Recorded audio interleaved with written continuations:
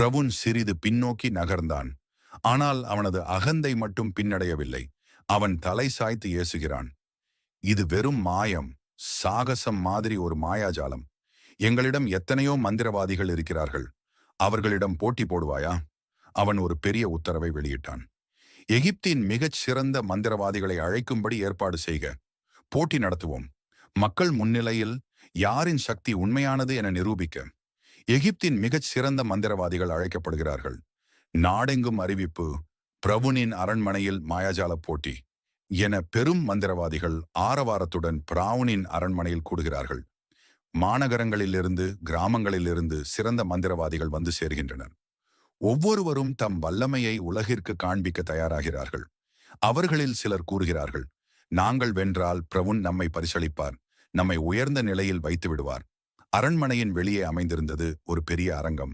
அதை சுற்றி லட்சக்கணக்கான மக்கள் கூடினர். மத்தியத்தில் ஒரு பொதுவான மேடை. அதில் இரு தரப்பினரும் நேரில் மக்கள் முன்னிலையில் போட்டி போட வேண்டும். மந்திரவாதிகள் முன்னே வந்தனர். அவர்கள் கைகளில் கயிறுகள், கட்டிகள். அவர்கள் அவற்றை தரையில் வீசுகிறார்கள். தடதடவென அது சிறு பாம்புகளாக காணப்பட்டது. மக்கள் அலறினர். குழந்தைகள் பயத்தில் அழுதனர். சிலர் கைத்தட்டுகிறார்கள். மந்திரவாதிகள் வென்றுவிட்டார்கள் என. பிரவுனின் முகத்தில் சந்தோஷம். அவன் எதிர்பார்ப்பு, மூசாவின் வல்லமை இப்போது நின்றுவிடும்.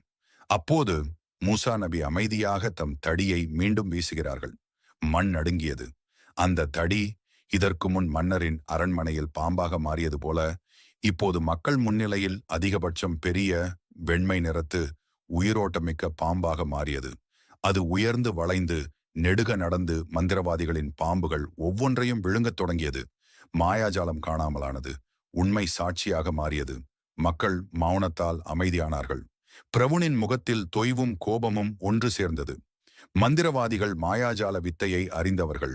அவர்கள் அறிந்திருந்தார்கள், இது மாயமல்ல, இது மெய்யான அற்புதம். அவர்கள் ஒரே மனதுடன் தரையில் வீழ்ந்தனர். நாங்கள் நம்புகிறோம் மூசாவின் இறைவனை, ஹாரூனின் இறைவனை. அதுவே மாபெரும் நம்பிக்கையின் வெற்றி. அவனுக்கு இது திடீர் அவமானம். அவன் எழுந்தான். முழு அரங்கம் அதிர்ந்தது. அவன் கத்தினான், நீங்கள் என் அனுமதியின்றி நம்புகிறீர்களா?